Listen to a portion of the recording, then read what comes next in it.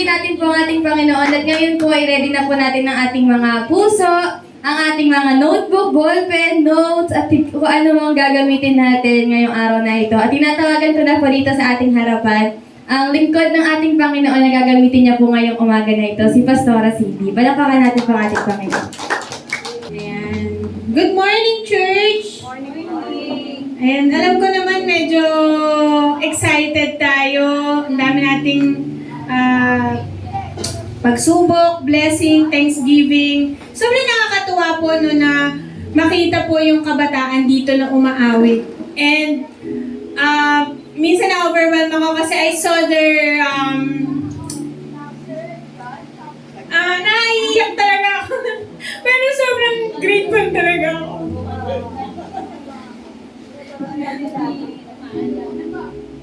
You don't know how happy I am.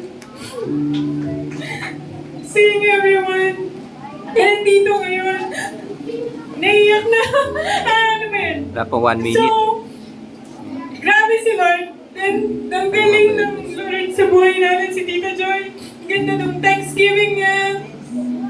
Napakabuti ng Lord kasi alam natin kung paano siya nagsimula. Kung paano dinil ni Lord yung opportunity na makapag-aral ulit kahit na sa edad ni Tita Joy. And ngayon, meron na siyang sariling company. And even si Ninang Kay na may sarili ng company. Palakpakan naman natin ang Panginoon. Kasi hindi natin siya nababalue. Hindi natin napapag-usapan yung mga nagawa na ni Lord sa buhay natin. Puro tayo paghihirap. Laging na-highlight dito sa na may problema ako. Diba? Pero pag titignan mo ang layo na natin sa dating tayo. Kaya nagpapasalamat ako kasi kay Lord na itong simbahan na to, nandito ang Panginoon. Sabihin mo nga sa tabi mo, nandito ang Panginoon. Nandito si Lord. Alam nang hindi ko makontain.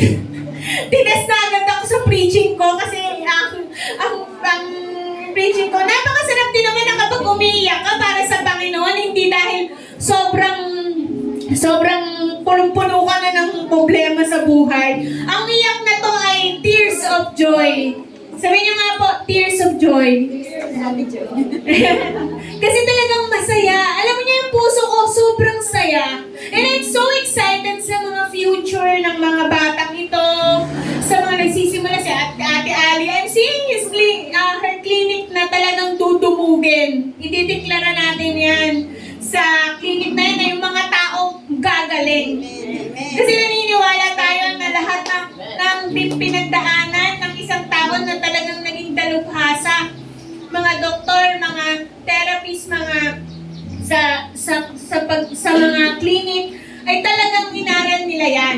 Kaya nga tayo nandito sa simbahan dahil nag-aaral tayo ng salita ng Diyos para maging better yung buhay natin. Amen po? Nandito tayo, hindi tayo nag-aaksaya ng oras. Nandito tayo para palakasin, para magkaroon ng better na buhay. So, excited na ba kayo, church? Amen. So, pwede po ba tayong tumayo, manalangin sa Panginoon? Kasi alam ko, gaano man kadami yung pag-uusapan natin ngayon, dapat ialay natin sa Lord. Hallelujah. Hallelujah, Lord Jesus. Maraming salamat po sa umagang ito. We're just so grateful. We're just so thankful, Lord, because you are alive in us. That you being the first in line. You go before us, even wala pa kami dun sa battle. You go before us, Lord God. You are at the back, you are at the left, the right, on our front. Ikaw po, Panginoon, ang nagko-cover sa bawat isa. We are praying, O Lord, that your word be the center of our church. Be the word-centered ministry, Lord God. We will talk about the goodness of God and be the center of our life, Panginoon. Because you without our lives is a mess. You without our God, you without us, Lord God, is something na walang direksyon, walang guidance, durog na durog. Pero Lord, ikaw bilang nasa gitna ng simbahan na ito, nasa gitna ng buhay namin, Lord God, alam po namin na kami ay magtatagumpay. magtatagumpay, kami ay mananalo, at kami ay mabubuhay ng ganap, Lord God. We will be a person, Lord God, na punong-puno ng wisdom at punong-puno ng confidence na nanggagaling sa banal na Espiritu, sa banal na Panginoon, sa dakilang Diyos. Lord, tulungan mo po kami. Hindi po namin to kaya. We are weak. But we know, Lord God, that in our weakness, you are our strength, Panginoon. The strength of our heart, the strength of our mind, soul, and heart is because you, O God. We can be called by someone na ito, salita ng Diyos, lagi na lang nasa simbahan, pero di naman nagbabago, Lord. Hindi po talaga namin kayang magbago ng sarili lang namin, Lord God. Kaya kami nandito ngayon dahil pag-uusapan namin ang kabutihan at ang kaya mong gawin sa buhay namin. Maraming salamat po. Bless the word of the word today. Bless each and every one of us that we will leave this place full of love, joy, peace, patience, kindness, and goodness, and self-control. Hindi lang po sa kapwa namin, kundi sa sarili namin. I pray, O Lord, that we will love ourselves more because you love us. You died on the cross because you love us. You love each and every one of us. Kaya po, Lord, maraming salamat po sa pagmamahal na ito. Nawa po ito ay mag-overflow at mag-overflow hindi lang po sa sarili namin kundi sa pamilya at sa kapwa at sa komunidad namin. Maraming salamat po.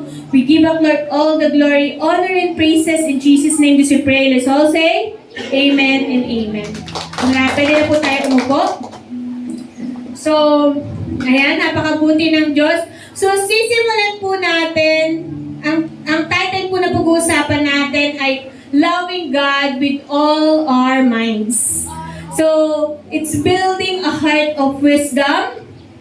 And, sino rito, yung lagi mo siyang naririnig, na mahalin mo ang Diyos ng higit sa lahat. Diba? Kanina sinabi ni Ate Kyla, sabi ko nga ito si Ate Kyla, nabasa kasi yung PowerPoint ko, parang siya na yung nag-preach eh. Diba? Pero, alam mo, grabe din talaga sila sa buhay ng bawat isa sa atin. Because as a church, we learn, we see each others. In our weakness, nagtutulungan po tayo. And today, ito po yung ating topic. And as we enter October, anong date ba ngayon? October 5. This is the first week of the month. And October is the Mental Health Awareness Month in the Philippines. So, sa iba-ibang bansa, iba-iba rin yung mga Mental Health Awareness Month.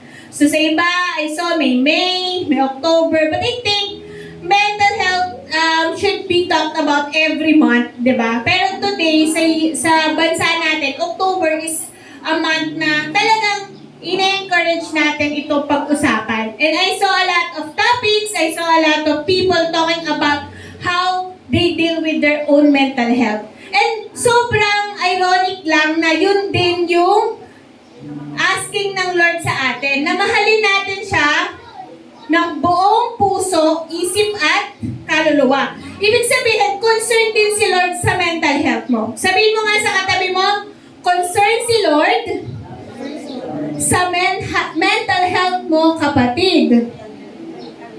Ayan, so sabihin mo yun sa katabi mo, at sabihin mo din dyan sa sarili mo. So, si Lord, hindi lang siya puro,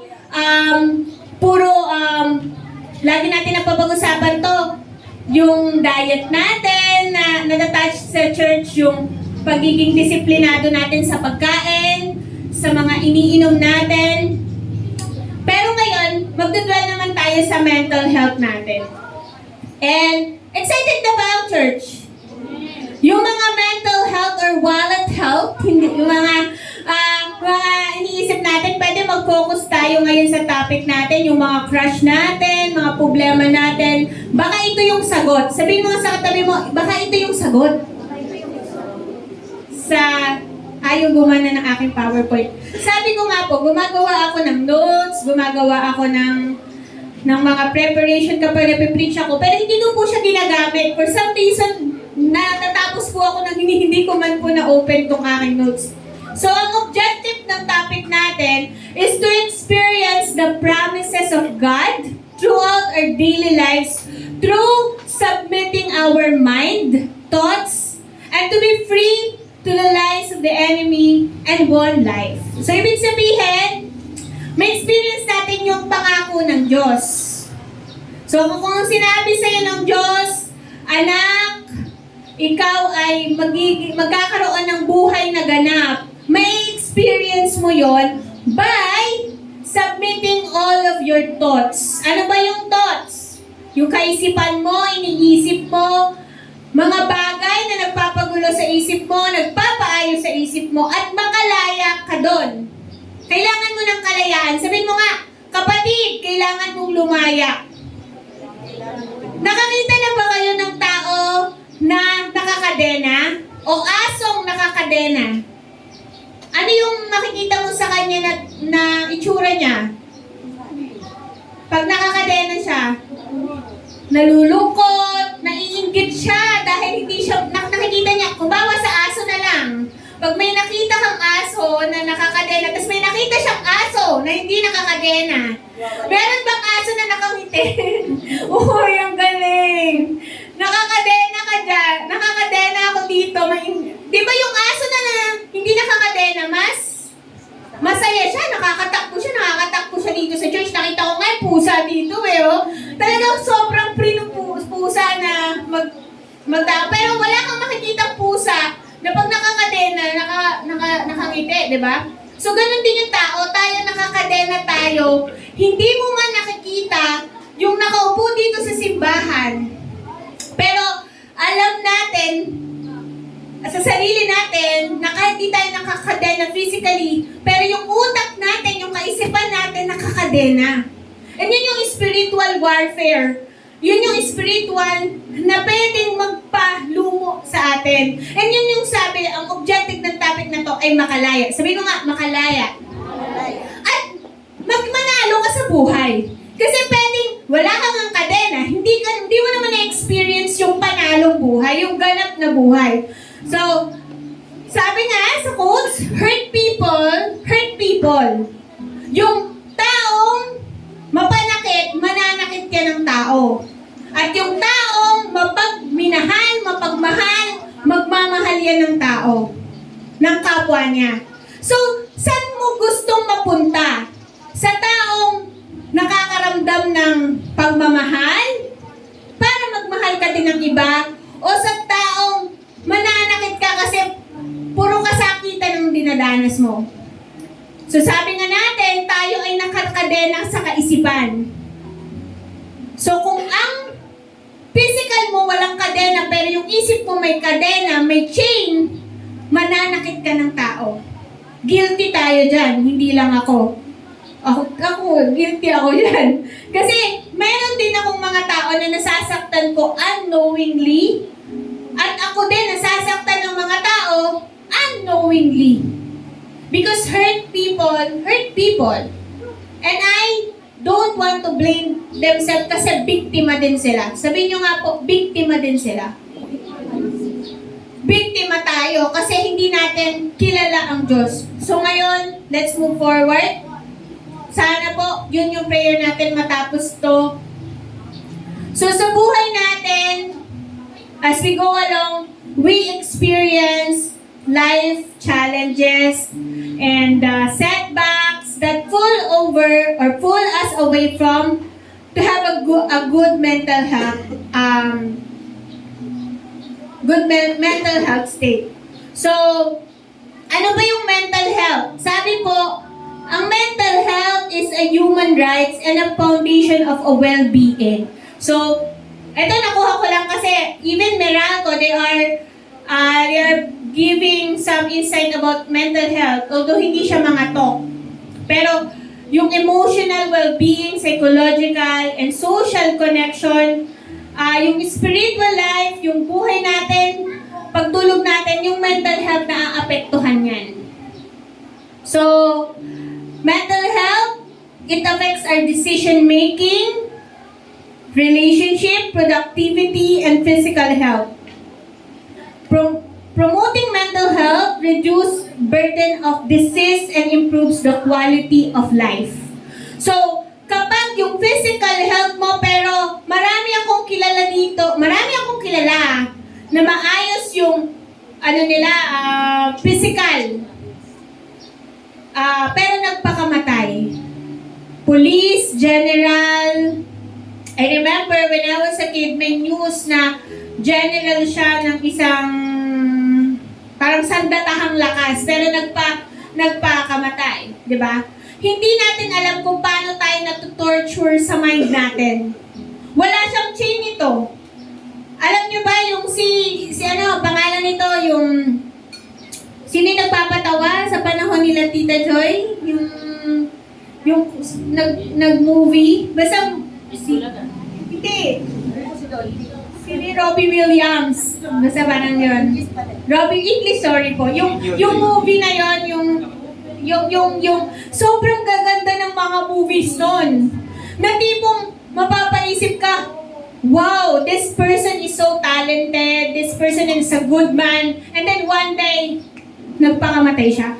So parang, ano pinagdadaanan nitong tao na to? And using your judgment sa isang tao, hindi mo alam kung okay ba to. So sabi nga nila, may quotes, hindi ko alam kung nakikita to ng youth. Nowadays, you don't know kung sino yung mga tao na nakakasalubong mo. They may be having hurt feelings. Hindi ko nakuha yung quotes na yun. Basta nakita ko yun eh. Baka may gusto mag-share. Yung sabi, hindi mo alam kung sino yung may pinagdadaanan. Basta ganun yung thoughts ng quotes na yun. So, using your intellect, you seek knowledge and wisdom about God and aligning your thoughts with His truth. But it doesn't happen overnight. Sabihin mo nga, hindi siya mangyayari overnight, sister and brother. Sabihin mo sa katabi mo, overnight. Kasi kung nakarinig ka ng, di ba, tinanggap natin ng Panginoon, sabi dun sa kanta, Ate Arisen yung kinanta mo kanina, tinanggap ko ang Panginoon, pinili ko ang Panginoon. Ba't nagtataka ka kapag nabaptism ka, parang, ganun pa din, mas dumadami pa yung problema ko. Because it is not an overnight changes. Hindi ka magbabago ng isang araw lang. So, kailangan mong i-align yung thoughts mo sa katotohanan araw-araw na sinusubok tayo ng buhay. And napaka-important, yun, iwasan mong maging judgmental sa ibang tao. Quotes yan sa Facebook. Ayan, sa ibang tao. Kapag hindi natin alam ang buong istorya, hindi natin alam ang pinagdadaanan nila. So, ito, may pinagdadaanan ng bawat isa, kaya dapat maging good tayo sa isa't isa. Okay? So, yan. So, okay tayo doon, hindi natin ito magagawa overnight. So, sabi ng Lord, love the Lord your God with all of your heart, and with all of your soul, and with all of your mind, and with all of your strength. Love your neighbor as you love yourselves, and there is no commandment that greater than this. Mark 12:30-31. So sabihin mo, Teacher Cindy, ang hirap pala nung inutos ni Lord. 2 sentences, pero punong-puno siya ng ang hirap gawin. Kasi una-muna, dapat mahal mo siya with all of your heart, mind, and soul, and strength. And sabi niya, yung pagmamahal na yun, dapat na-experience mo bago mo maibigay sa iba.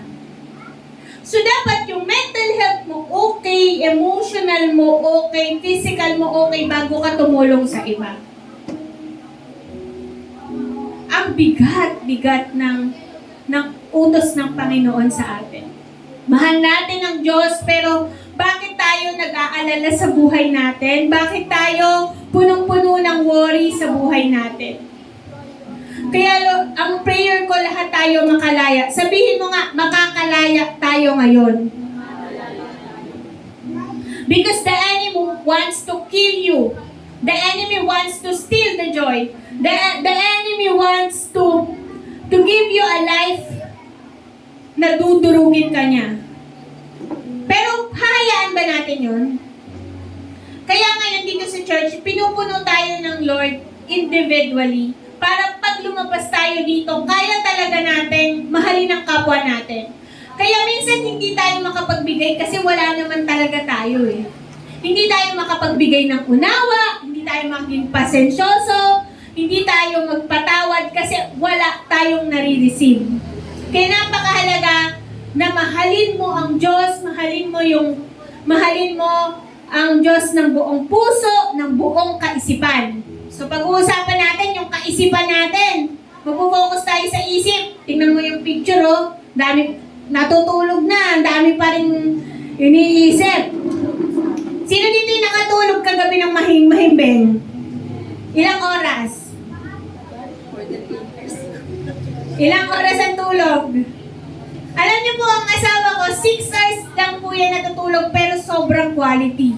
Minsan naiingit ako 8 hours ako natulog, alam ko, pero parang mas pagod ako sa kanya. Pero kasi yung quality din talaga ng tulog Baka naman, tulog ka nga, ang dami problema sa isip mo. Diba? Wala kang kalmang utak. Ang asawa ko talaga, sa sobrang kalma niya, alam niyo po ba, na lumindol sa Cebu.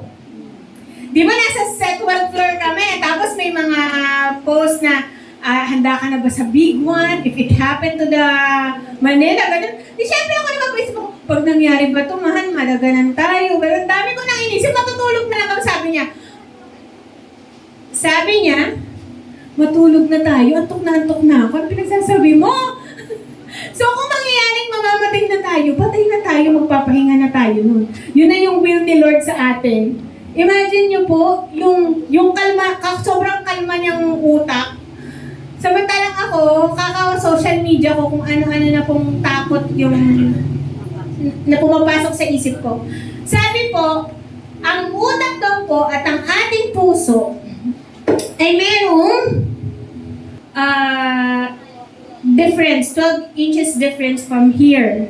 So yung utak natin tsaka yung puso natin, but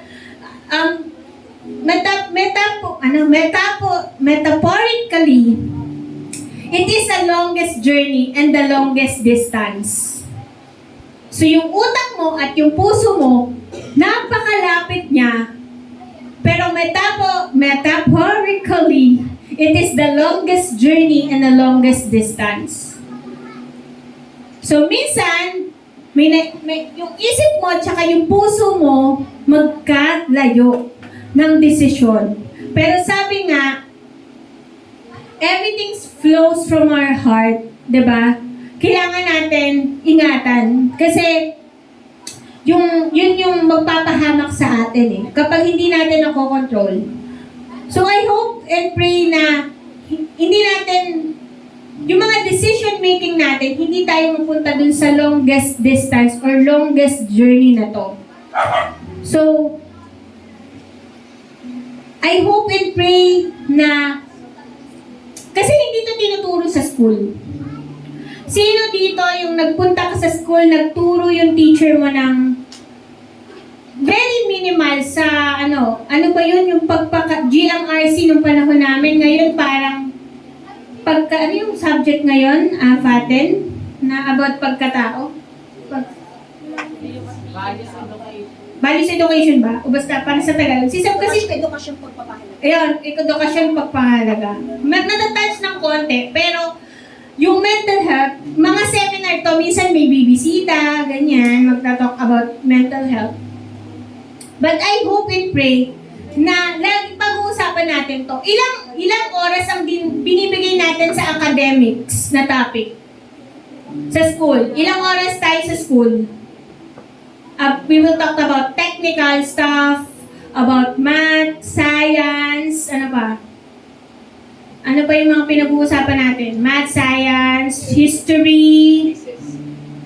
Recess to Teacher Jason, sorry kayo. Favorite subject niya yan.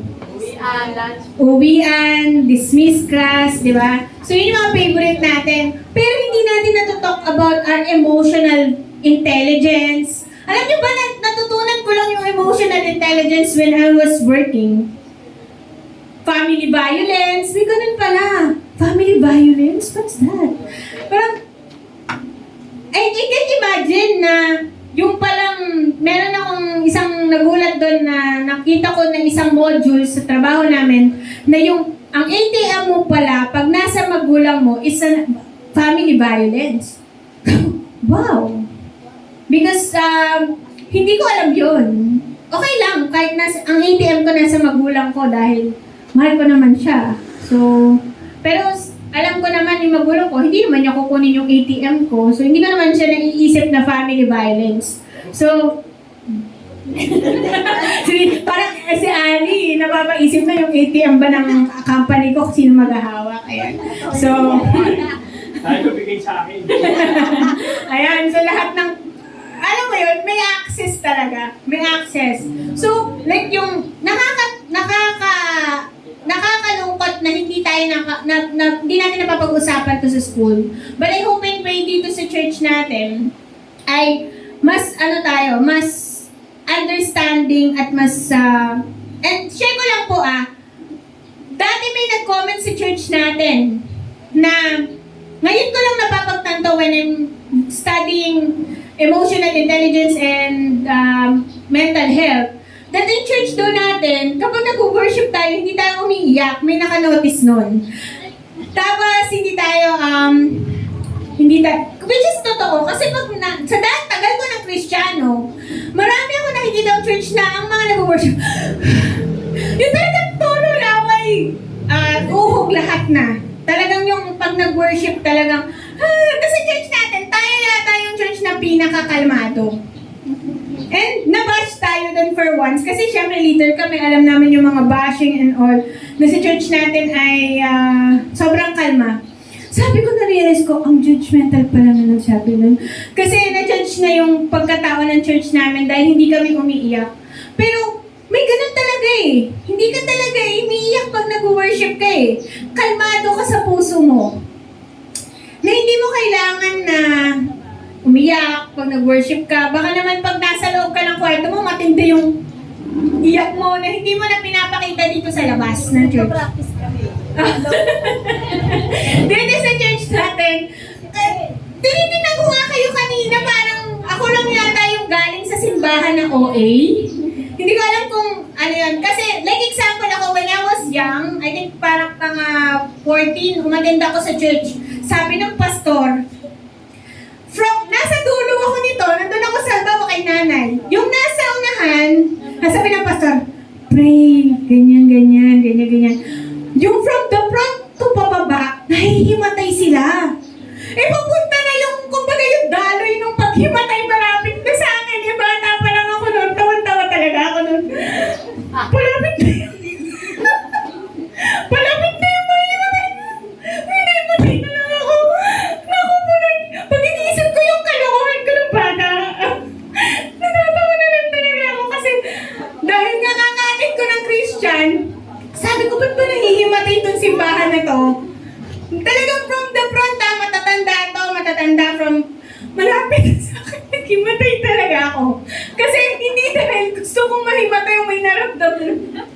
Kasi gaya-gaya talaga ako. So parang naisip ko, tapos alam nyo ba, mahihimatay ka sa ganyan, yung semento, talagang sabi ko, grabe pala yung emotional challenge sa simbahan, no? Kasi minsan ang simbahan, kapag sobrang emotional yung leader, magiging emotional na lahat. Ewan ko, hindi kayo natadamay talaga sa akin eh. Mas malakas kayo talaga sa mental health ko dahil hindi kayo iyakin. May ate siya yan. Natatawa lang ako pag iniisip ko na itong simbahan na to sobrang safe place natin. Amen? So, kung may mahihimatay man, kung may naiintindihan ko naman, hindi ko ini-invalidate yun. Pero sana, huwag kayong katulad ko nung time na yon. Na dahil yung daloy nung himatay from front, pabaganon, naghimatay-himatayan na naman talaga ako. So, I hope na naramdaman talaga natin si Lord. Amen? And another, I think, experience ko is yung, so yon. So, worship baka naman next week, mag-iyakan kayo dahil nasabi ko to So, sinasabi ko lang to kasi people is really something judging you kapag wala kang emosyon. Or wala kang iyak, wala kang magalaslaw. Alam niya, Ate Lani yan. Lagi namin pinag-uusapan ng mental health. Kung may isang tao dito na we've talked about mental health, si Ate Lani yun. Alam niya yan. Because sometimes our emotion hindi natin makontrol. Minsan nga natatawa na lang kami ng Ate Lani kasi yung alam din ni Ate Jen yan, how mental health we saw each other in the lowest form of mental health. And I hope and pray na ngayon, tatawanan na lang talaga natin. Ako natatawa na lang ako, ewan ko sa inyo. So, I hope and pray na mas establish ka as a person. Ang ganda ng topic, no? So, yun. So, the importance of emotional intelligence, nandito yung self-awareness, emotional regulation, empathy, motivation, and social skill. When I was young, sabi ko nga sa inyo, sobrang wala akong emotional intelligence when I was young. Kasi, wala akong friends. Because I don't want to give time to other people na maging friend-friend tayo. Kasi wala talaga akong maibibigay na emotional support sa mga tao. That's why I go home, tawag ng mga classmate ko sa akin is si 401. Kasi, ang teacher ko pala sa akin si 401 kasi nandun na ako sa tricycle. Kasi pag dismiss, class dismiss, 401, tumakbo na ako sa tricycle because I don't wanna invest emotional. But when I became a Christian, I am so empath. Tawag na sa akin sa office namin, the empath.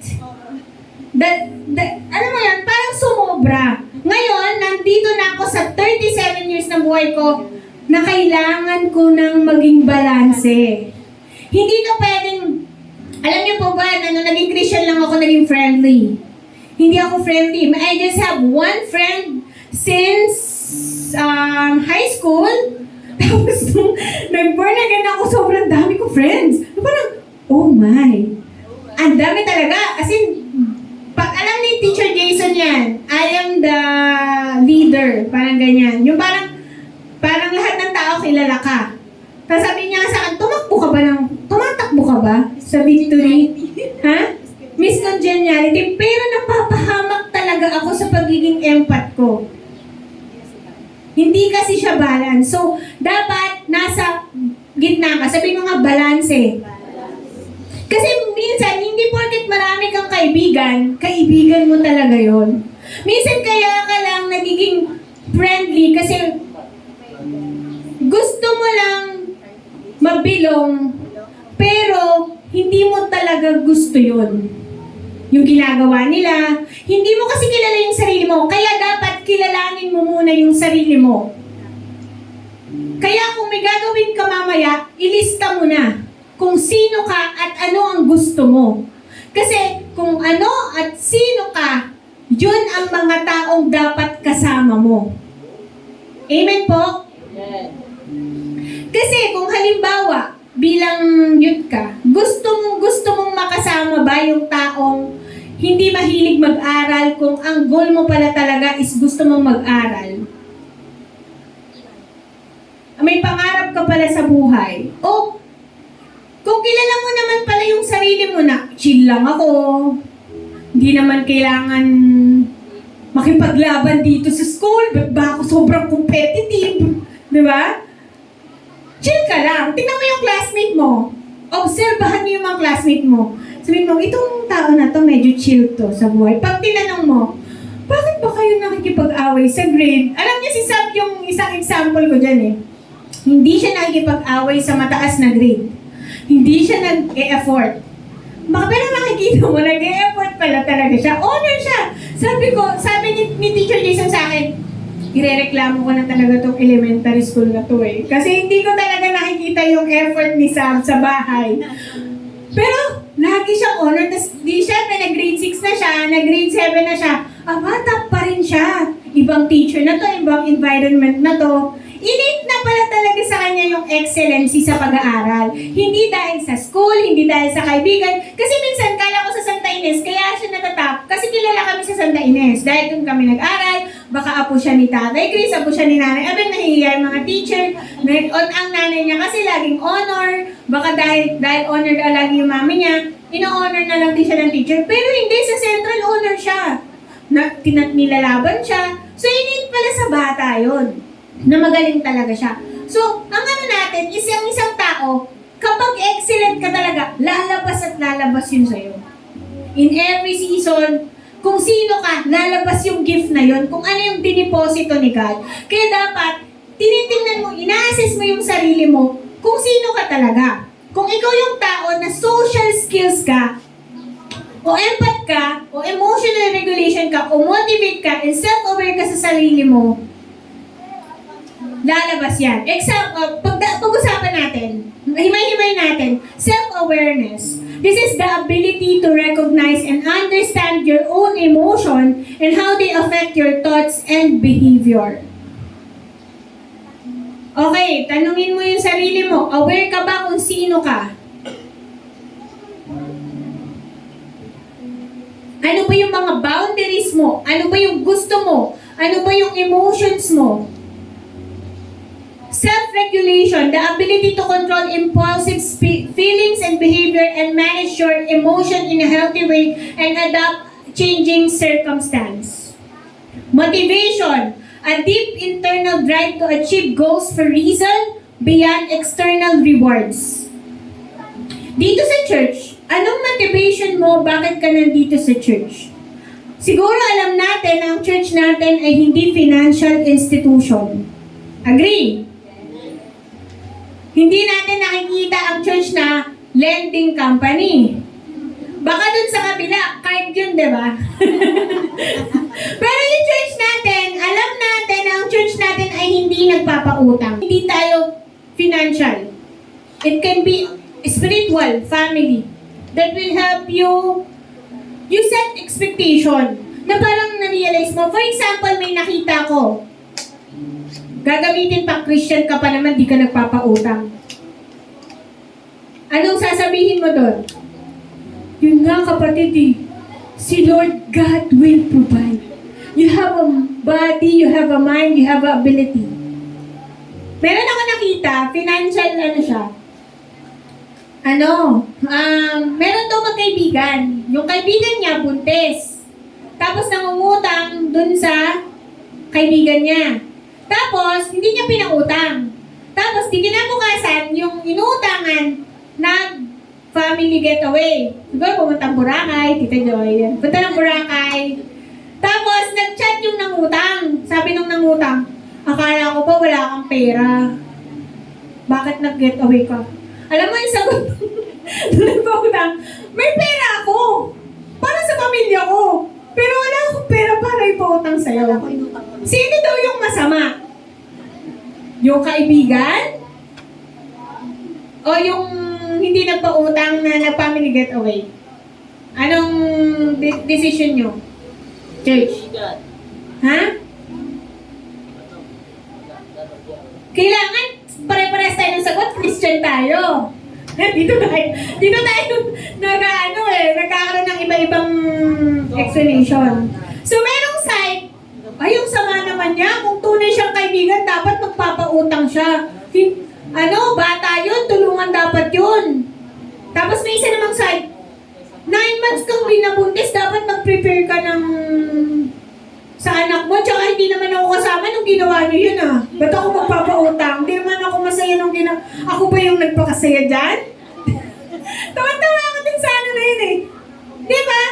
Sabi, Christian ka pa naman, di ka nagpapautang. Alam niyo kami ng kapatid ko, lagi kami nag-ano dyan Maraming gumagamit sa pagpapautang ng pera ang pagiging Christian. Sino dito yung nagamit sa inyo na Christian kaya hindi ka nagpautang? Ayan, si Ate Jen, bakit laging nasa SNR? Minsan nga, si Ninang Kay, hindi na lang niya nagpo-post Kasi nagagamit yung mga post din niya. Pero ako nagpo-post pa din ako. Bakit po? Facebook ko to Gusto ko lang naman mag-post. Tinudge mo na ako. Pag ako napapansin ko, nagpo-post ako sa social media, ginagamit. Pautang naman ako. Tatlo-tatlo yung mga message sa akin. Wala akong sinasabi. Pero minsan, baka kaya tayo, it's a form of manipulation. Yung gagamitin na Christian ka pa naman. Christian ka pa naman, ang aaway ka. Christian ka pa naman, ginajudge mo ako. Alam mo, ang pagiging Christian din natin, nakakapag-judge tayo. Aminin. Ako sa totoo lang, kapag alam ko ko na medyo pangit ang tuturo sa akin ng tao na to, medyo iwas ako. Malapit ako sa mga tao na magbibigay sa akin ng wisdom ni Lord. Kasi naniniwala ako na decision mo yon, freedom mo yon, piliin yung tama. Binigyan ako ni Lord ng isip kung sino yung mga tao na sasamahan ko. At kapag yung tao nagiging toxic na reklamador, nagalit. Hindi na, sa'yo, sa mental health mo, dinadala ka sama-sama, ay, huwag ka na mag-judge dyan, dito na tayo, happy-happy tayo, karaoke tayo dito. Alam ko hindi to galing sa Diyos. Kaya bakit ako nag-church pa rin? Bakit nagiging active pa rin ako sa mga usapin about kay Lord? Kasi alam ko doon ako matututo ng wisdom ni Lord. Kasi gusto ko maging wise kasi kilala ko yung sarili ko. Kaya dapat kilala niyo yung sarili niyo. Sabihin mo nga sa katabi mo, kilala mo ba ang sarili mo?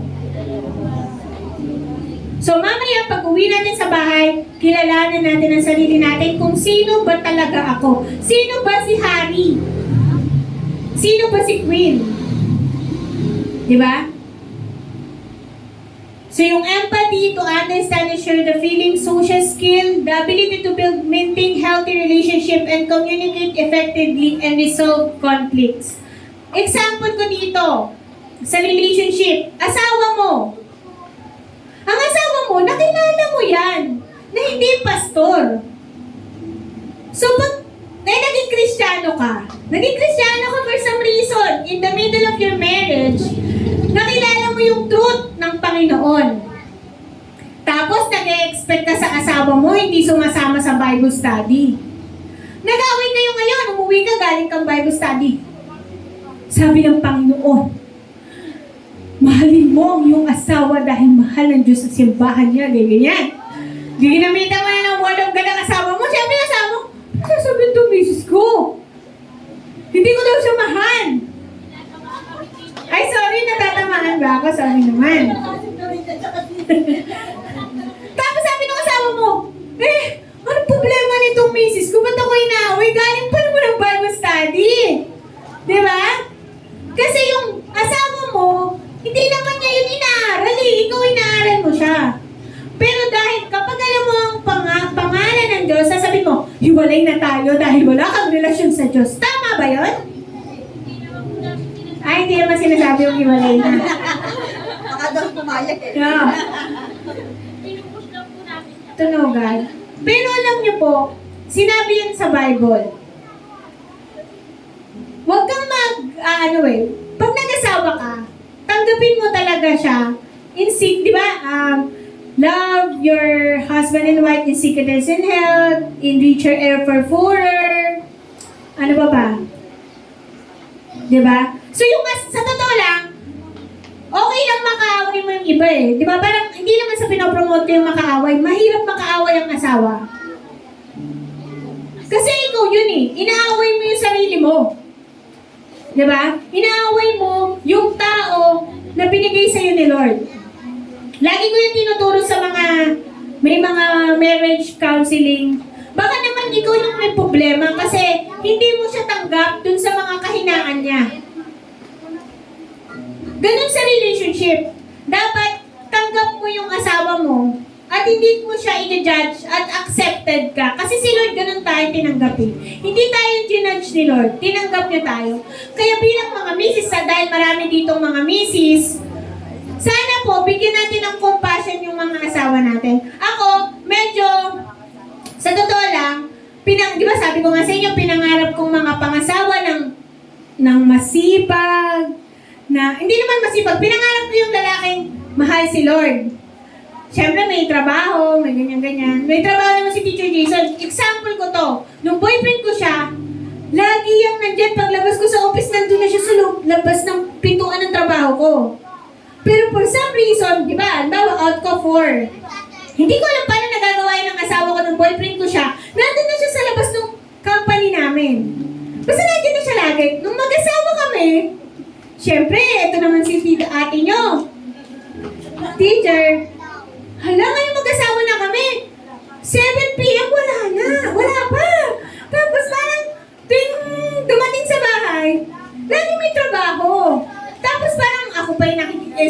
ano kami. Sabi ko, gusto ko lang naman ang masayang pamilya. Gusto ko lang naman ang masayang marriage. Sabi ko ganun, bakit naman ganito ang napangasawa? Ngayon reklamo ko na siya, na engineer yung asawa ko. Hindi ko tanggap yung trabaho niya, na engineer siya na parang, sabi niya, di ba pinakasalan mo ako? Alam mo nagtatrabaho sa Meralco? Di ba ganyan-ganyan? Di ba alam mo naman na, para naman, kung ano na sinabi, kaya ako nagtatrabaho para may makain tayo, para may maano tayo. Tapos, talagang sobra yung emotions ko na umiyak ako na parang parang nagsisisi, parang ang intindi niya, nagsisisi ako. Tapos sabi ko, pero ayoko naman mag-asawa ng matanda sa ibang bansa, yung madaling mamatay, gano'n. Kasi parang, iniisip ko, ba't ba siya yung pinili ko? Kasi kung gusto ko pala ng punong-puno ng oras, dapat ang pinili ko, asawang MMM. Matanda, mayaman, at madaling mamatay. Para i-ano na yung kayamanan. Ewan ko ng panahon ko may ganun eh. M3, M daw yung papakasalan mo. So, minsan, hindi mo kasi alam yung gusto mo. Kaya, kapag nag-decision ka, dapat pag-isipan mo. Sabihin mo nga sa kapatid mo, sa katabi mo, mag-isip ka. Di ba sabi daw yung isip at yung puso, sabi kanina, ano daw yung isip at puso? The longest distance. Maraming nagkakamali, kapatid. So sabi, ito daw yung sign ng low of emotional intelligence. Poor emotional control. Kasi dapat alam natin yung kung ano talaga yung epekto. Pag-usapan din natin yon. Difficulty recognizing your emotion. Poor social skill. Low of empathy. Self-centeredness and blaming others. Alam niyo po, ako po yan. Yan. Dinanas ko din po yan. And hindi naman po lahat. So parang napaka-toxic ko naman. So every now and then, na-experience ko siya. Poor of emotional control, minsan, hindi ka naman dapat umiyak pero umiiyak ka. Sabi nga nung asawa ko, pag nanonood kami ng Passion of the Christ, iba ba yung napanood ko sa napanood mo? Di ba? So, sobra yung emotion, sobra yung magbabasag ka na ng pinggan. Nakita ko yan, ang tagal ko na sa simbahan. Iba-ibang klaseng tao, yung nakita ko kung paano yung emotion. Pag may pinagdadaanan, itatapon yung pinggan, itatapon yung kung ano-ano lang. Di ba? Sana pag tinapon, 1,000 eh, no? Para pag nandun ako, wait lang. Joke yun. Pero, pinapatawa ko lang kayo, pero yung emotional control, dapat kaya mong kontrolin yung emotions mo. Difficulty of recognizing your emotions. Ano ba yung pinagdadaanan mo? Kapag malungkot ka, maging malungkot ka talaga. Umiyak ka. Find a person na pwede mong iyakan. Pero paglabas mo, yung isip na tao lang ha, baka naman yung problema mo, lahat na sinabi mo na sa lahat. Pipili ka ng tao na i-recognize mo yung sarili mo na pwede kang maging vulnerable. Hindi pwede lahat sinasabihan mo ng weakness mo. Yan ang sabi ng asawa ko. Isa lang, 2 tao lang. Hindi naman dapat lagi mo sinasabi yung weakness mo because it will be used against you. Poor social skill. Ayan. Kaya siguro, hindi ka nagkakaroon ng mga friends. Ako, tulad ko, wala akong friends nung bata ako. Kasi feeling ko ng social skills ko dati. Kasi ayoko talagang mag-effort. Parang feeling ko effort talaga magkaroon ng friends. Sino din yung maraming friends? Pero ang totoo, hindi mo naman talaga sila friends. Ewan ko lang. Pero ilan, di ba? Yung totoong friends. So yung low empathy, kailangan mo ng intindihan saan siya nang gagaling. Huwag mo kagad i-judge. Halimbawa, may pinagdadaanan yung friend mo. Huwag mo kagad siyang kaya mo yun, ako pinagdaanan ko din naman yan eh. Malalampasan mo yan, kapatid, mag-pray ka lang. Alam mo yun, wag yung empathy mo, intindihin mo saan siya nagagaling kasi iba-iba tayo na pwede ito mabigat sa kanya, ito madali lang pala sa kanya. And yun, self-centeredness. Alam nyo ba na yung iba, hindi nila nakikitang valuable yung church? sa church daw, nagsasayang ka lang ng oras. Hindi ko alam kung sana hindi nyo po ito nararamdaman. But I hope and pray na this church will be beneficial sa inyo pong lahat. Amen po? At yung pag nagkamali ka, wala kang sinisisi kundi yung ibang tao, pero ikaw talaga yung may kagagawan. Halimbawa, example, napasok ka sa premarital relationship, premarital na anak, parang ganun, premarital baby, ganyan. Hindi mo siya sinisisi sa sarili mo. Sinisisi mo siya sa magulang mo, sa hirap ng buhay. Diba? Alam niyo po, huwag niyo i-blame yung magulang niyo kung miserable yung buhay niyo. Kung masama yung ugali ng magulang niyo. Decision mo yan.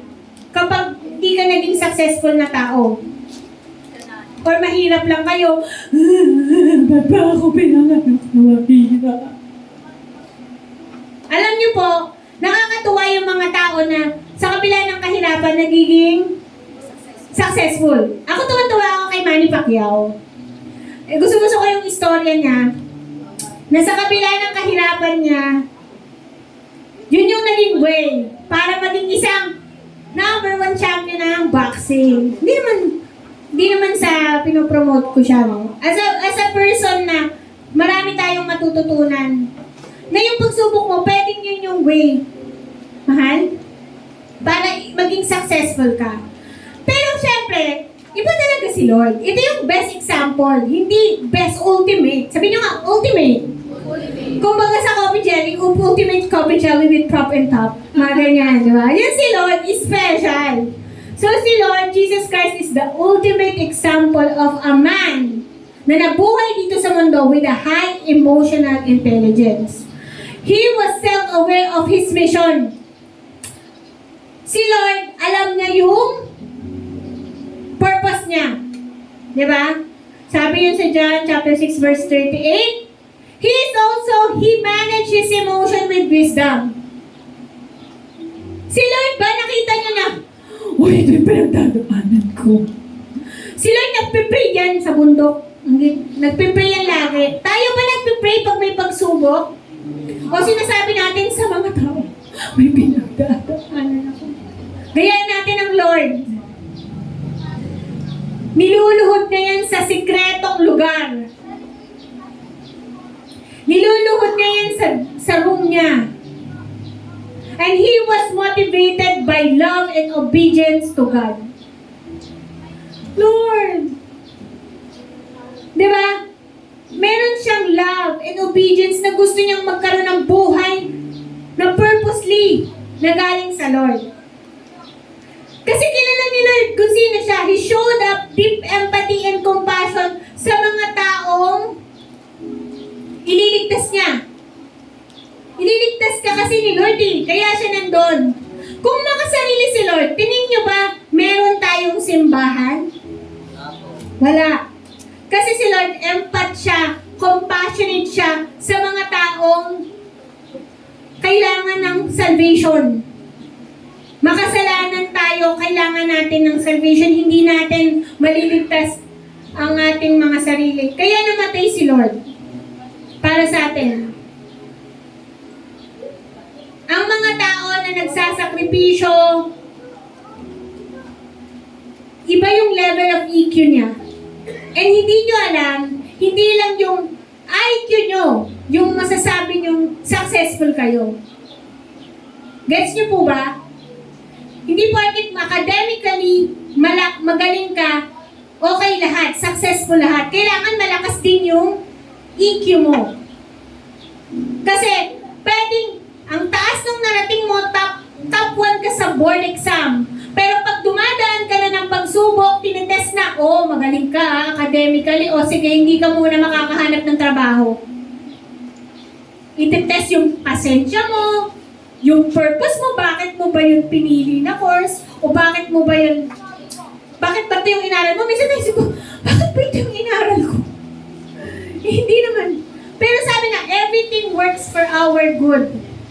Baka kaya kailangan mo yung pagdaanan Kasi doon mo ma-experience yung love ni Lord, yung provision ni Lord, yung plano ni Lord sa buhay mo. Ganon si Lord. Hindi niya kinwestiyon lahat ng pinagdadaanan niya kasi may purpose. Bakit ka nandyan, kapatid? May purpose. Bakit ka naging engineer? Bakit ka naging doktor? Bakit ka naging pastor? Bakit ka naging nanay? Bakit ka naging tatay? Baka dyan ka dinideal ni Lord para mas makilala mo siya. Bakit ka nasa WCM? Bakit yung church na pinuntahan mo walang aircon? Hindi niyo ba naisip yun? Hindi niyo ba naisip yun? Na yung church natin walang aircon? Summer. Siguro na iniisip ko pag pumupunta ako ng CCF Main, alam niyo po pag pumunta kayo doon, grabe, mapapaisip kayo. Ang ganda ng church nila. Ang upuan talaga parang nasa sinet. Tinalo yung sinihan. Iba naisip mo, Lord, bless po ba kami? Ba't wala kaming aircon? Ang ganon. Pero nakakatuwa lang because every one of us is still here because we know that it's not about our church. It's because in this place, we experience God. And hindi ko magpapalit yung napakasarap na CCF na upuan dito sa church na to. Dahil dito, nandito yung mga tao na nagmamahal ng tunay at lubos sa Panginoon. Palakpakan naman natin ang Lord. I remember, nung nakita ko yung, I think 1 week ago, nung lumindol, narinig ko yung isa kong katabi na, uy, kawawa naman, nasira yung simbahan. Talagang sa Cebu, lumagpak yung simbahan. Pero alam niyo po, kung titingnan niyo po yung Bible, hindi po yung simbahan yung lugar na kung saan matahimik, tapos parang serenade. Pero itong kay Tita Joy talagang medyo may pagkasimbahan din kasi may ibon, may ganyan. Pero pag pumunta ka sa simbahan, talagang mararamdaman mo yung holy. Ay, gano'n. May mga kalansing ng kampana. Minsan maglagay ka ng kampana dito. Ano na-realize ko na? O tingnan mo si DJ Jason, may paano siya eh. May parang paspas siya dito habang nag-preach ako eh. So, di ba yung place ng simbahan, hindi kasi building siya. Ang simbahan yung tao. Tayo yung simbahan. Kung kayang wasakin ng lindol, yung physical na templo, hindi nyo alam, nililindol na pala yung utak natin ng mga problema sa buhay. Hindi mo naman kailangan ng physical na lindol eh. Minsan emotional, mental, malilindol ka ng problema sa buhay. Pero anong ginawa ng Lord? Mag-pray. Sabi mo nga sa katabi mo, mag-pray ka. Magbasa ka ng Biblia, manalangin ka sa Panginoon, kumausap ka ng tao na magpapalakas ng pananampalataya mo sa Diyos para magawa mo yung purpose mo sa mundo. Exciting, di ba? Exciting yung buhay. Kasi hindi tayo binigyan ni Lord ng minimal na example, kundi siya. Amen po?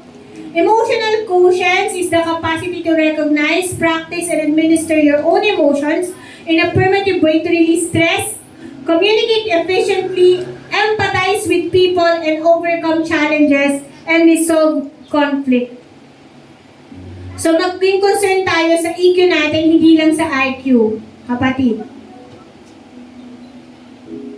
Mental health. Sabi sa Philippians chapter 4 verse 7, "And the peace of God which passes all understanding that shall keep your heart and minds through Christ Jesus." It will surpass your understanding talaga kapag inuna mo ang Panginoon. Minsan parang kala mo ito yung kaya mo, may mas kaya ka pa pala.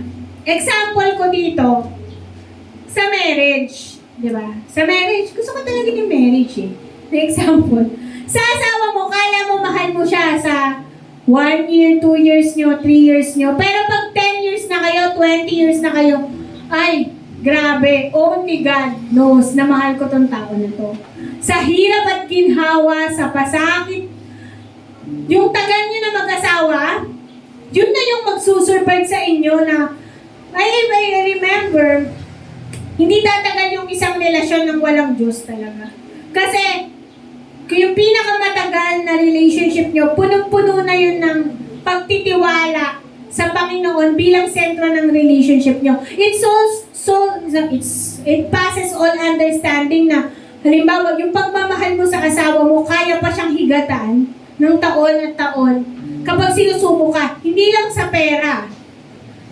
Relationship, kapag yung asawa mo may nakitang maganda, ayan. Ano pa? Kapag binibless na kayo ng sobrang dami ng pera, naging problema nyo ba yun? Si tita niyo. Pag yung, alam niyo siguro yun yung isang bagay na parang ang hirap talaga pag marami kang pera. Ewan ko, na-appreciate ko yung simple ng buhay ko ng bata ako na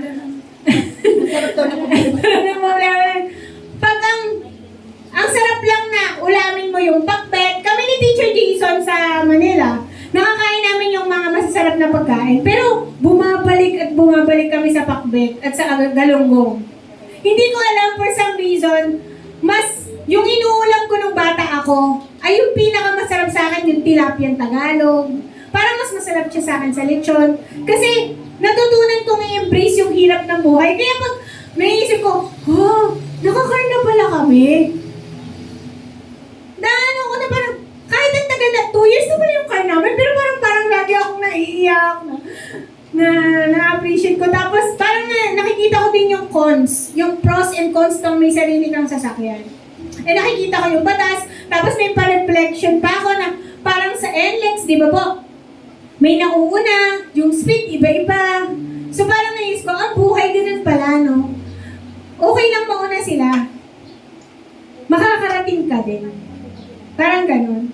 Parang nare-realize ko, hindi mo naman kailangan i-compare yung speed mo sa ibang tao.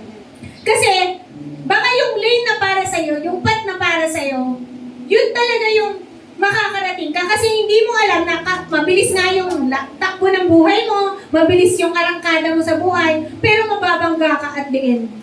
Kaya sabi ko, ang galing mo, Lord. Kasi in the 10 years, nung nagkasasakyan kami, alam mo, kaya namin tong i-handle. Baka kung binigay mo siya nung early of our marriage, baka nag-aaway kami ng asawa ko. O baka naghiwalay kami dahil sa car. Dahil may mga kilala ako na nung binigyan sila ng car, naghiwalay sila. Alam niyo po ba yun? Kaya lahat ng nangyayari sa buhay natin, kailangan perfect time ni Lord. Kailangan hindi natin ikinukumpara yung path ng ibang tao. Baka kasi, kaya binigyan siya ng ganun ni Lord kasi kaya niya nang i-handle. Kaya ganito pa lang yung pinagkakatiwala sa'yo ni Lord. Kasi ito pa lang yung kaya ng isip mo, kaya ng utak mo, kaya ng kaluluwa mo. Guess niyo po, hindi ibibigay ng Diyos yung pagsubok na hindi mo kaya. Baka kaya binigay kasi tiwala na siya na kaya mo. Pero sabi ko, ang hirap pala ng may sasakyan. Doon ko rin na-realize. Magugas ka na. Mapapa-rehistro. Tapos, meron pa yung pag nasira yung... Meron parang may nasira na 8K kami. Hala, parang akong may anak. Kung wala kami sasakyan, hindi ako meron sa 8K, maawa kayo. Parang ganon. Sabi ko, parang mas malaki pa yung sabihin. Parang nare-realize ko na parang, ay, parang ang hirap pala. Parang naisip, huwag muna kayo magdadaling magkaroon ng sasakyan. Kasi, hindi nyo alam yung responsibility. Para kayong may padede mom ka sa sasakyan. So, I hope and pray na huwag tayo mainit sa kapwa natin. Enjoy natin kung ano meron tayo kasi dadating yan in God's time. Amen? Amen. At maintindihan nyo, kasi pinapataas ng faith ni Lord. Yun nga, sa asawa mo. Baka kaya ka binigyan ng ganyang asawa kasi ganyan yung kagaling yung kaya binigay ng asawa, hindi ka magkakaanak ng ganito. Alam mo, iniisip na lang ng nanay ko. Minsan, kaya niya, siguro, inaano niya yung sarili niya. Kung hindi si Tati Chris yung asawa niya, hindi kami lalabas na tatlong mga ganda. Yeah. Di ba? So, tapos natawa na lang ako kasi kaya daw niya pinili si nanay kasi kaya daw medyo pango kasi matangos yung ilong niya. Para kung matangos yun, baka naman mas malaki yung ilong ng anak niya. So, parang to have it compliment at maging okay yung ilong ng anak niya sa sobrang tangos, tapos medyo medyo normal yung ilong. Sabi ko, ano ba yun? Ilong talaga yung basihan ng mga pangyayari. So, alam niyo po, mga decision tayo at ano na natin yun, hindi mo na mababalik yung asawa mo. Pag pinangako mo na yan ang mamahalin mo, wala nang sulian. Sa mga youth na Sa mga yun, hindi ako naniniwala na pag namit mo yung isang lalaki, isang araw lang, mahal mo na. It will take time. Pag sinabi sa'yo, nalaban percent ako sa'yo, mahal na kita. Hindi yun, kasi nungalingan yun. Hindi nga niya alam kung anong ginagawa mo sa bahay niyo. Diba? Kailangan kinikilala niya yung magulang mo. Hindi pwedeng 1 taon, 2 taon, matagal. Makikilala mo 1 tao pag may pagsubok. Kaya dapat pag sa mga gusto nang magjowa dito o si Ari-Ari, pwede na. Siyempre, kikilalanin mo yung tao. Ipapakita mo yung kasamaan ng ugali mo. Alam mo, tatay ko, nung na-meet niya si Jason, hindi niya sinasabi yung mga magaganda. Alam mo ba, si Cindy, ganyan-ganyan. Wala man lang wala man lang mga pangit, wala man lang maganda. Kasi gusto niya, ma-accept ka kung sino ka. Diba? So, love is really, love is not enough. Hindi lang puro kilig, dapat tanggap ka niya bilang ikaw. Hindi dapat na mahal kita dahil nagandahan ka lang. Papangit din yan. Ay, galit. Papangit din yung kabayan mo. Kahit 10 bikibelo pa, pagka nakakita ko ng mga binibikibelo, parang mas lumalala pa yung nagpa-retoke. Kasi mas lalo silang pumangit, hindi nila hinayaang kumulubot yung mukha nila.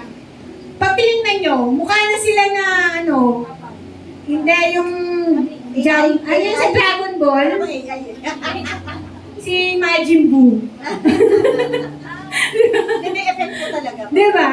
So, hayaan mo yung sarili mo na tumanda. Pagdaanin mo yung sarili mo na, ngayon, maganda ka, 40, 50, 60, hayaan mo mag-wrinkle yung mukha mo. Old Christy. Kasi, dinadaanan yan. So, ngayon, nasa maganda ka bilang youth, magpaganda ka talaga. Gandahan mo yung sarili mo, be presentable. Kasi ikaw na lang mag-appreciate sa sarili mo, di ba? Hindi mo pa ibigay sa sarili mo. Next. Ayan. So, yan. Pwede na tayo mag-continue. Hindi lang physical health, kundi emotional health. Hindi ka lang sexy dapat. Emotionally, okay ka. Para hindi ka ma-scam. Ayan. So, paano mo masasabi?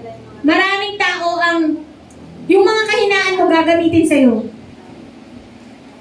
Ako po, marami ako talagang emotional na parang feeling ko naloko ako.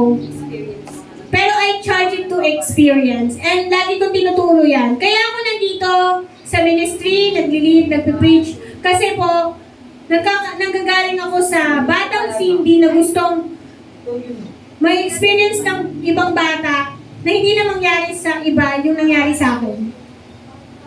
Lagi ko sinasabi sa mga bata, mag-aral kayo mabuti, mahalin niyo yung magulang niyo. Kasi ayoko nang mangyari yung nangyari sa akin. Tsaka bakit ako tumutulong sa mga bata? Bakit tayo tumutulong yung church natin sa mga bata? Kasi alam ko yung bata ka na nire-reject ka. Alam ko yung feeling na yun.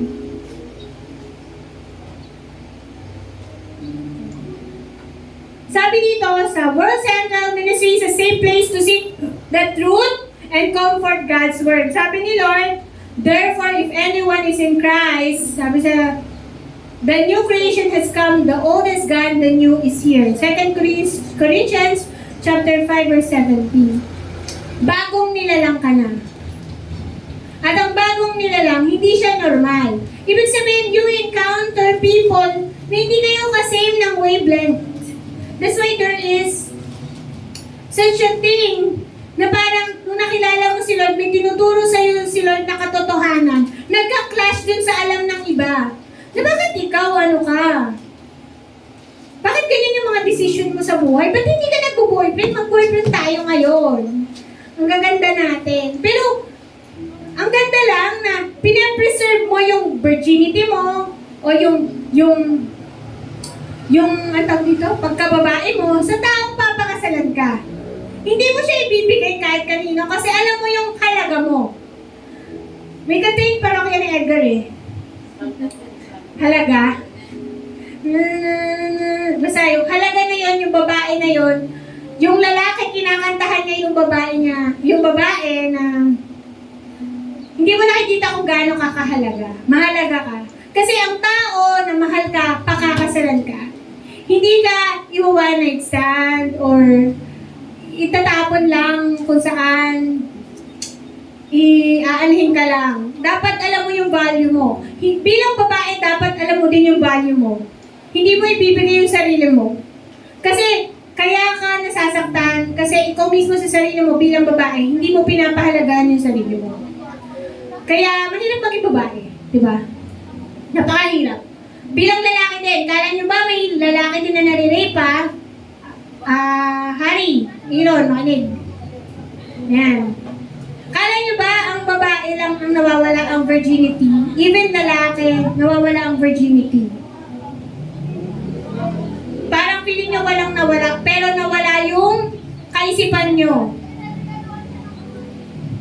Kaya sabi sa akin ni Teacher Jason nung magjowa kami, in Jesus' name, umalis ka sa tabi mo, Satanas. Sabi ko, anong ginawa ko sa'yo? Ayaw niya daw kasing dumikit ako sa kanya kasi baka may mga tumatayo na hindi dapat tumayo. Yung kumbaga parang may mga na-awaken. Na-awaken yung araw, ano nila? Feelings nila, ayan. So may mga bagay na tinuturo ang mundo na hindi dapat pa oras, say no. Kaya nandito tayo sa church, possibly, pinoprotektahan ka ni Lord. Sabihin mo nga, pinoprotektahan ka ni Lord. Tingin niyo po kung wala kayo sa simbahan, anong ginagawa niyo? Nagtutokits? Ayan. Kaya yung simbahan, proteksyon niyo yan. Huwag niyo tingnan yung simbahan na ginajudge kayo, kinukorek kayo. Totoo! I-correct kayo sa simbahan. Kasi yun ang gusto ng Lord eh. I-correct yung mga mindset na mali. Amen po? You are a new creation. Hindi ka na yung pinapatakbo ng mundong to. Papatakbuhin ka ng salita ng Diyos, ng Word of God. You are a new creation. Sabihin mo nga sa katabi mo, bagong nilalang ka na. You are a new creation. Teacher Jason? Yan. So 2 Corinthians chapter 10 verse 3 to 5, for though we live in the world, we do not wage war for the world does. The weapon we fight with are not the weapons of the world. On the contrary, they have divine power to demolish stronghold. We demolish arguments and every pretension that set itself us against to the knowledge of God, and we take captive every thought to make it obedient to God. Alam niyo po, mahirap sumunod sa Panginoon. Kasi nakikita mo kung gaano ka kasamang tao. Di ba po? Sino dito na naging Christian ka, nakita mo ang sama-sama mong tao? Selfish ka,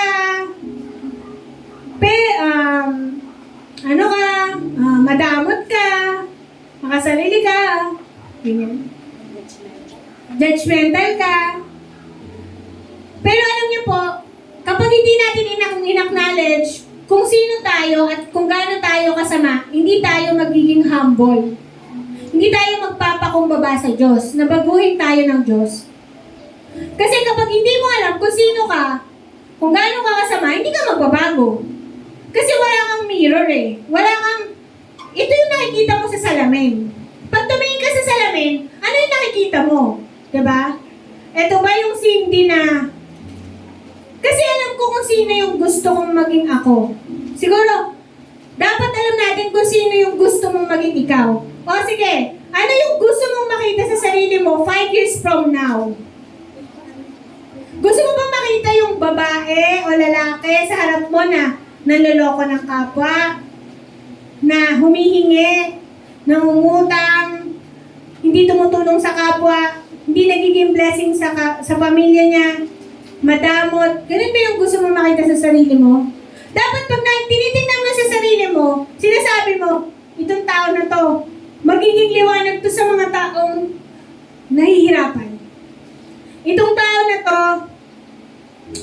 magiging pagpapala siya sa kapwa.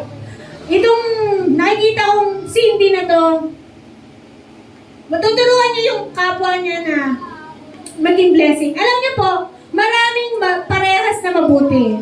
Sabi ko po sa inyo, nagbago ako nung pandemic. Nung nakita kong namatay ang lolo ko. Nung namatay ang lolo ko po ay nag-serve sa politics ng 10 years of servant of him having, or ang reason nga kaya siya nasa politics is because gusto niya pag namatay siya may bandila at watawat ng Pilipinas sa kanyang ataol. Grabe, lolo ko, ano, napakalalim ng kanyang hugot. Pag namatay ako may bandila. No? Basta naririnig ko sa kanya yun nung bata ako.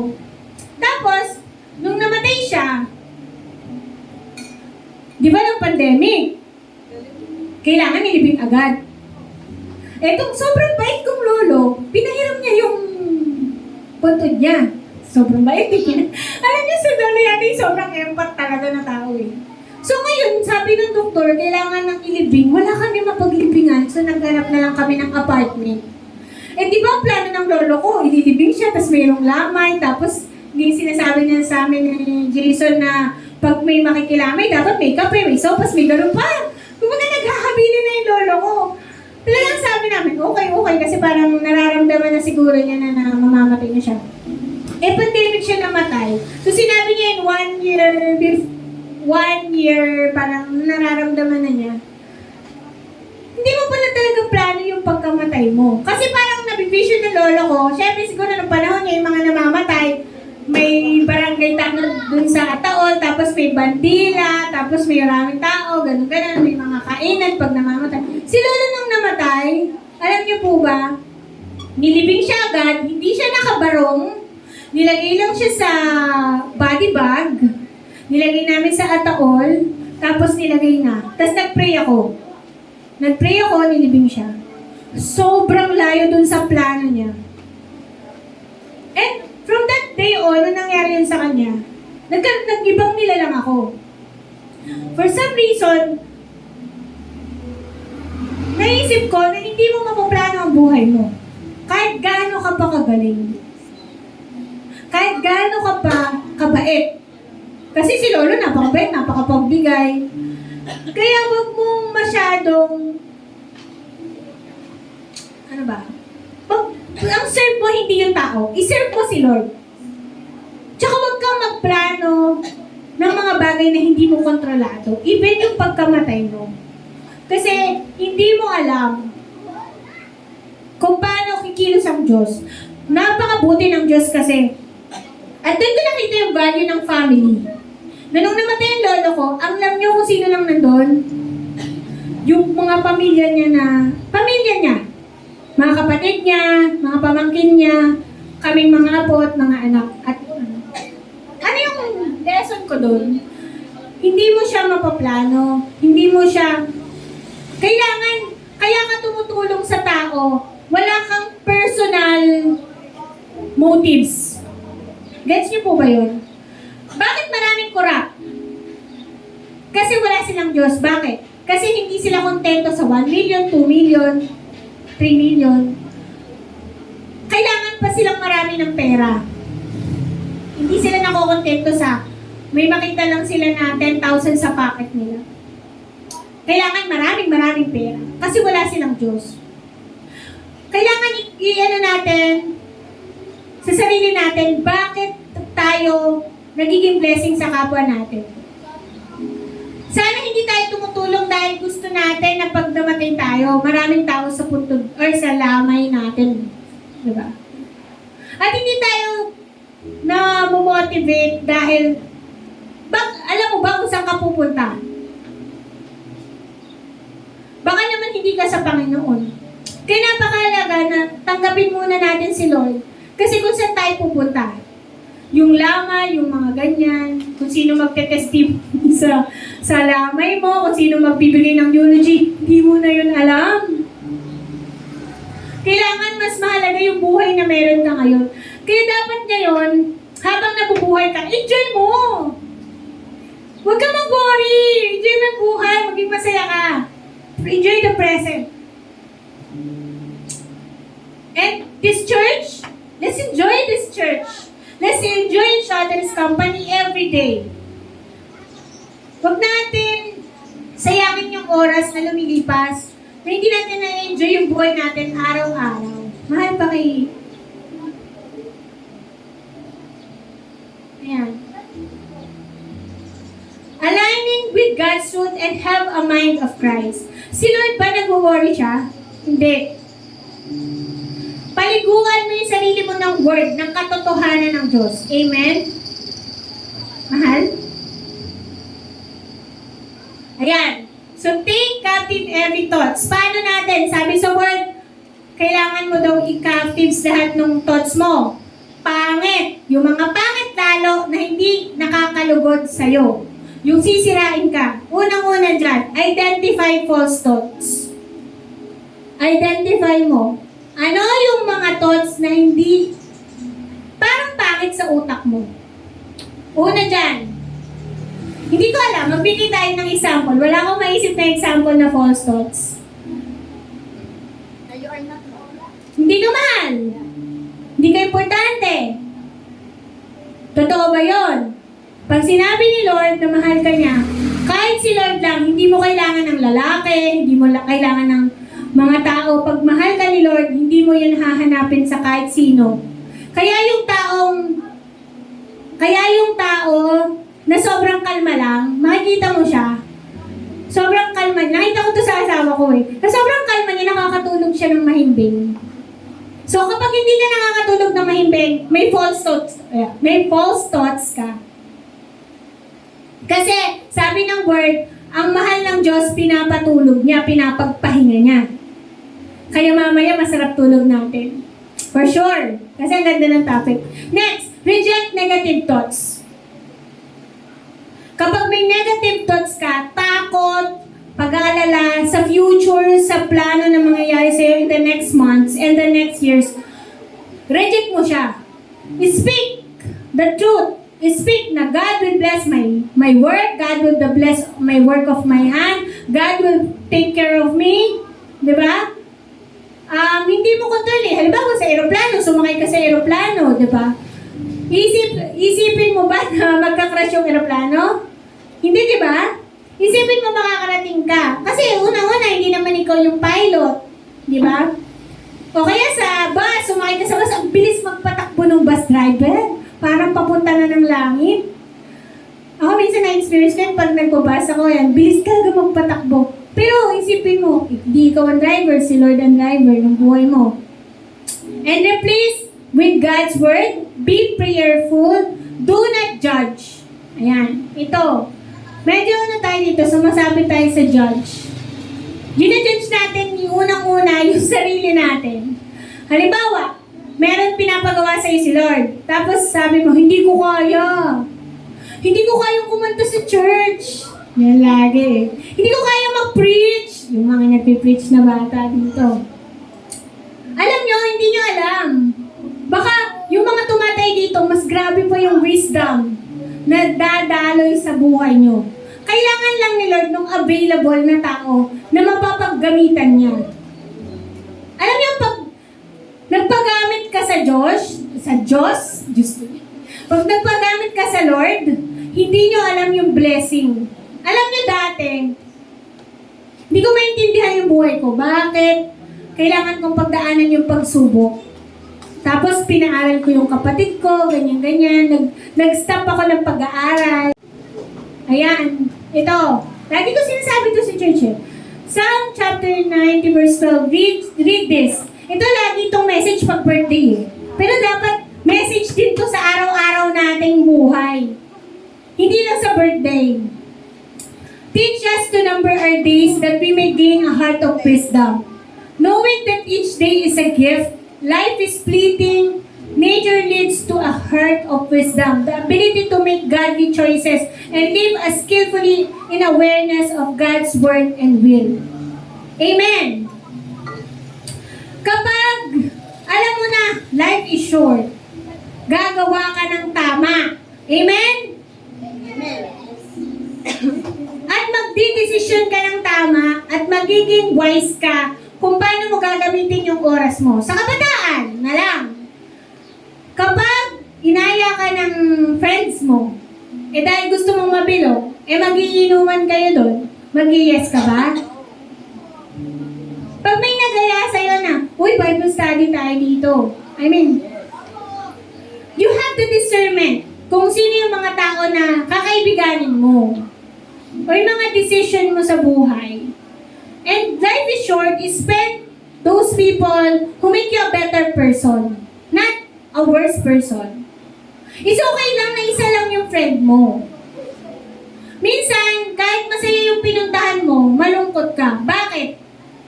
Kasi baka yung masayang pinuntahan mo, hindi, wala si God dun eh. Baka ang wino-worship mo dun tao. Wino-worship mo dun, hindi ka worship.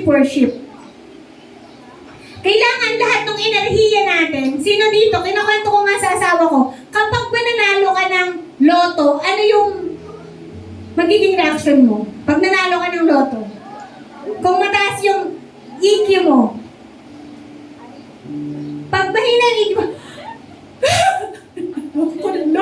iyak ka talaga, di ba? Tapos sisigaw ka siguro. Kaya minsan, siguro kaya nila tayo binabash yung church natin, hindi tayo, hallelujah, ganyan. Kasi, ang intindi nila, hindi tayo, hindi natin alam kung gaano kabigat yung tinanggap natin. Pero kasi, iba kasi talaga yung EQ ng tao. Pwede sabi nga ni DJ Jason, pag nanalo ko ba ng loto, man, anong reaction mo? Hindi ako magre-react, sabi na. Asawa ko. Ang gagawin daw niya, pag nanalo siya ng loto, walang makakaalam. Tapos, pupunta na lang kami sa farm. Ito pala yung farm na. Alam niyo na, pagka nagka-farm bigla. Nagkaparoon tayo bigla. Ibig sabihin na natin loto. Hindi ibig sabihin, Quiet. I mean, di ba iba yung EQ ng tao? May iba talaga. Iyak talaga, di ba? Or parang mahihima talaga, parang ganyan. Hindi natin makontrol yung emotions natin. Ganon din sana sa word ng Lord. Kailangan, yung natatanggap natin na buhay, na oras sa Panginoon. Sa totoo lang, hindi naman talaga natin kayamanan talaga yung pera eh. Sa totoo sabihin ko sa inyo, it's a truth. Hindi yung pera yung kayamanan. Alam nyo ba kung ano yung kayamanan? Sikretong malabet. Oras. Oras talaga yung kayamanan. So yung oras is something na hindi mo siya value. Hindi mo siya, yung oras na yon, mahal yon. Kaya pag birthday mo, tapos may pumunta kahit walang regalo, magpasalamat ka dapat. Kasi binigay niya na yung 30 minutes ng buhay niya para umattend sa birthday mo. Tapos sasabihin mo, regalo mo. Ayun nga, pumunta lang yung friend mo. Sapat na yon. Pero kung may regalo, thank you, di ba? Pero, di ba, pag pumunta sa birthday mo yun, wow, binigay niya yung oras. Alam niyo po ba ako yung asawa ko, lagi kong iniiyak sa kanya, oras. Umiiyak ako lagi. Mahal mo, ang miral ko. Ganyan ako. Dahil, imagine mo, magkakaroon lang kami ng time together. It's yung humiga kami, tapos 5 minutes tulog na. We just only have 5 minutes of our time para magkamustahan. Tapos sasabihin niya, kamusta ka na? Mabuti. Gilid na kami. Ganon niya yun. Ganon lang ba yung oras? Kaya pag binibigyan kayo ng chance na makasama yung asawa mo, kamusta ka na? Kamusta yung buhay mo? Ganyan. Di ba? Pag mahal mo yung isang tao, gusto mong makasama siya. Di ba? Kaya pag mahal mo yung isang tao, lagi siya sa tabi mo, lagi siyang gusto kang kausap. Kaya di ba yung mag-asawa, kaya magtataka ka eh, bakit yung anak mo wala sa tabi mo? Malamang di ka, ang mahal nun yung mobile phones. Di ba? Ay, di ako nagpapatama dito Hindi naman daw. Hindi naman mobile phones sa ibang church yun. So, yung pagmamahal, oras siya. So, yung devotion mo sa Lord, yung binibigay mo yung pagpe-pray mo kay Lord, yung pag pinag-uusapan niyo si Lord, it's something na, kaya ang hirap talaga asawa na LDR. Kasi grabe yung love. Hanga talaga ako sa mga ganun. Kasi yung love nila, they can, yung oras na magkasama sila, dahil mas tinitingnan nila yung big picture. Pero pag alam mo, nakita na sila ng, di ba sa airport? Yung airport daw talaga yung, makikita mo yung saksi sa pagmamahalan ng mga pamilya. Yung iyak, yung tears. Yung iba nga, hindi na nagpapaalam, di ba? So, ako, nung nagpumunta si Teacher Jason sa Warwick, mahal ba iyo ako naman sa mga ibang may asawa. Kasi ang uwi ng iyo mo, 2 weeks lang naman ako sa US. Ganun na iyo ko talaga. Ganun kasi talaga yung oras na mawawala yung mga mahal mo sa buhay, di ba? So, ibigay niyo yung oras sa pamilya niyo, make a quality time. And enjoy nyo, huwag kayong mag-worry sa future, God will provide. And kung oras mo na, pag sinabi na ni Lord, time's up na yung buhay mo, sana wala kang regrets, wala kang worries, wala kang pinanghihinayangan. Tapos, wag mo na isipin yung buro lamay, wag mo na isipin yung si God na bahala doon. God will provide. Learn from my lolo. And I hope na maging masaya ka kung nasan ka ngayon. Kung edad mo, 20s, 30s, 40s, make it a joyful. Kasi, hindi yan palaging ganyan. Next. Ito, the best gift to yourself. Ito yung best gift na bibigay mo sa sarili mo. Sabi yan sa 1 Corinthians chapter 12, verse 31, ngunit sikapin niyong makamtan ang mas mahalagang mga kaloob. Meron daw, sikapin yung makamtan tong magandang regalo na to. At ngayon ituturo ko sa inyo ang pinakamabuti sa lahat. So yung best gift mo nyo sa sarili nyo is bigyan nyo ng salita ng Diyos yung sarili nyo. Seek the God and His righteousness. Seek God first. Kasi talaga, yung pag alam mo, kilala mo si God, tsaka yung righteousness niya, mag-guide ka. Yung oras na binigay sa iyo ni God, mas magiging worthwhile. 'Di ba? Kasi hindi na 'yan matatandaan ng kapwa mo, yung kabutihan na 'yan na ginawa mo. Pero alam ng Diyos, may account ang Diyos. Kumbaga, may accounting si Lord sa langit. Yun yung Excel file na yon, yung report na yon. At alam ng Diyos yung kabutihan na ginawa mo. So I hope and pray matanggap natin to. Hindi ko alam kung ano pa yung susulatin ni God sa buhay natin. Hindi ko alam kung gaano pa yung tatakbuhin ang buhay natin, kung hanggang kailan na lang tayo. Pero sana hindi tayo driven ng takot. Kundi driven tayo ng ano pa ba yung purpose mo, Lord, sa buhay ko? Ano pa ba yung hindi ko na-experience sa buhay ko ngayon? At gusto mo ma-enjoy ko pa. Possibly yung pamilya, relationship. Napakahalaga na bilang pamilya, lahat tayo may pagkakilala sa Lord. Seek God and His righteousness, yung tamang pag-aaral ng salita ng Diyos. And yun lang po.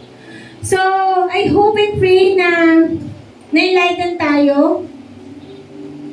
I hope and pray na ma-practice natin and we will be motivated by the Word of God. Amen? So, what you need to meditate is to love the Lord with all of your heart, with all of your soul, and with all of your mind. Guard your heart, for it's the wellspring of life, sabi sa Proverbs chapter 4:23. But when we pray, go into your room in the secret place. Choose the door that pray to the Father who is unseen. Then your Father who sees what is done in secret will reward you. Okay? Ayan po yung pwede niyong ipicturan. May oras pa ba tayo para sa... Ay, wala na. So, palakpakan natin ang Panginoon. Gusto niya tayong mabuhay ng ganap. And guarded yung inputs, God words, yung self-mind should be clean in the secret place. And kailangan yung output mo, practice, and remove the wrong habits, wrong priorities, and wrong values. Ako po, hindi ko masabi na 100% na nasusunod ko. We know, tulad ng isang sasakyan, makakarating ka din, hindi naman kailangan mabilis. Makakarating ka din sa patutunguhan,